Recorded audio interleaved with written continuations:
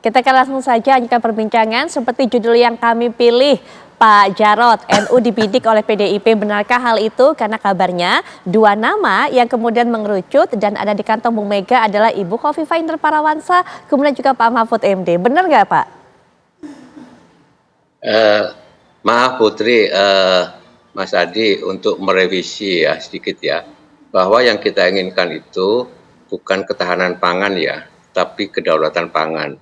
Kita ingin mewujudkan kedaulatan pangan supaya Indonesia itu tidak tergantung kepada komoditas pangan dunia, ya, sehingga kita punya kedaulatan ya untuk mencukupi kebutuhan pangan bagi masyarakat Indonesia, termasuk diversifikasi pangan selain beras ya, makanan pendamping beras.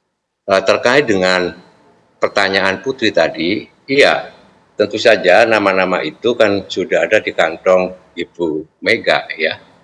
Baik itu kantong Ibu Mega ini kan ada bisa juga Mister atau Mrs. kan gitu, bisa laki-laki atau perempuan ya. Tentunya laki atau perempuan juga mempunyai hak dan kesempatan yang sama kan di dalam sistem demokrasi kita dan dalam konstitusi kita ya, pertimbangan-pertimbangan itu. Dan ini nanti akan disampaikan sendiri oleh Ibu Mega karena beliau punya hak prerogatif kan, sudah disampaikan juga. Kalau memang diutarakan sekarang ya artinya nggak punya hak prerogatif lagi. Maka daripada itu ya sabar saja gitu ya, untuk bisa menunggu kapan itu akan diumumkan oleh Ibu Mega. Waktunya kan kurang 24 hari lagi kan, ya pendaftaran kan 19 sampai 25. Sekarang tanggal 1, berarti kurang lebih 24 hari lagi. Jadi sabar saja. Tapi yang jelas calon wakil presiden yang nanti akan mendampingi Pak Ganjar itu harus saling melengkapi, saling memperkuat ya satu sama lain dan mampu menjawab tantangan-tantangan zaman ke depan serta memastikan mampu mempercepat apa yang sudah dihasilkan, sudah diletakkan pembangunan oleh Pak Joko Widodo sebagai keberlanjutan dan percepatan apa yang sudah diletakkan oleh Pak Joko Widodo sebagai presiden. Saya pikir itu Putri. Baik, saling melengkapi, termasuk juga kalau kita lihat dua nama dari NU ini bagaimana kansnya untuk saling melengkapi dengan Pak Ganjar. Kalau Mas Adi, kita langsung fokus saja pada dua nama ini karena memang kabarnya adalah dua tokoh NU ini atau juga mewakili NU ini yang kemudian dijadikan pendamping. Apa mungkin plus minusnya dari Bu Khofifah dulu jika kemudian berdua dengan Pak Ganjar menurut Mas Adi? Ya, kalau kita bicara tentang soal siapa tokoh NU yang dinilai potensial mendampingi Ganjar Pranowo di 2024, tentu kalau kita melihat survei, kita melihat pembicaraan di kalangan media dan para aktivis demokrasi, dua orang. Yang pertama adalah Mahfud MD, belakangan muncul nama Bu Khofifah ya. Dua nama ini yang saya kira memiliki portofolio yang rata-rata cukup mentereng, yang kalau ini dipasang-pasangkan dengan Ganjar Pranowo relatif bisa meningkatkan elektabilitas gitu. Itu pertama. Yang kedua, kalau kita melihat Mahfud MD, tentu pertama Mahfud ini kuat di Jawa Timur. Kalau Mahfud yang kemudian akan dipilih oleh PDIP dan partai pengusungnya berdampingan dengan Ganjar, tentu ini akan semakin menebalkan kekuatan politik Pak Ganjar Pranowo yang selama ini memang kuat di Jawa Timur. Yang kedua harus diakui Mahfud ini adalah punya daya politik yang mampu mengonsolidasi kekuatan politik kalangan Nahdliyin, karena apapun Mahfud MD ini adalah tokoh yang memang sejak awal orang Madura, di mana kadar ke-NU-annya itu lebih dari 25 karat. Dalam konteks itulah saya kira menjadi penting kalau Mahfud yang dipilih. Tentu ini bisa menjamin dalam tanda kutip kekuatan politik di Jawa Timur dan kalangan Nahdliyin. Mungkin ke depan kalau Mahfud yang dipilih, salah satu PR terbesarnya adalah bagaimana misalnya menambal kekurangan kekuatan politik elektoral Ganjar yang tidak terlampau kuat, misalnya di Jawa Barat, di Jakarta, di Banten, dan sebagian yang lain di Sumatera Barat. Kemudian bagaimana dengan Khofifah? Tentu Khofifah hampir sama, memiliki irisan politik dengan Mahfud ya, yaitu kekuatan politik di Jawa Timur dan yang kedua adalah Nahdliyin ya. Itu dua hal yang hampir sama memiliki irisan politik. Oleh karena itu, kalau kita melihat dua sosok ini ya, saya kira memang barang bagus yang sebenarnya punya sisi positif yang tentu memiliki daya ungkit elektabilitas berpasangan dengan Ganjar. Tapi in the end of the day-nya Putri, persoalan siapa cawapres itu sebenarnya ini urusan elit. Kadang ini dilawar kemampuan kita sebagai orang umum yang melihat dari jauh. Kenapa saya sebut keputusan elit? Tentu yang menjadi faktor determinan adalah Ketua Umum Megawati Soekarno Putri. Tentu hasil komunikasi dan konsultasi dengan partai-partai politik pengusung yang lainnya Pak Haritanu, kemudian Pak Oso, dan kemudian Pak Mardiono, itu yang seringkali saya lihat secara umum.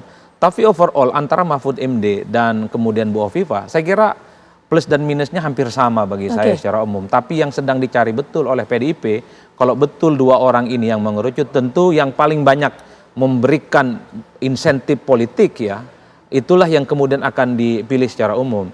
Saya kira persoalan faktor elektabilitas bukan satu-satunya jawaban.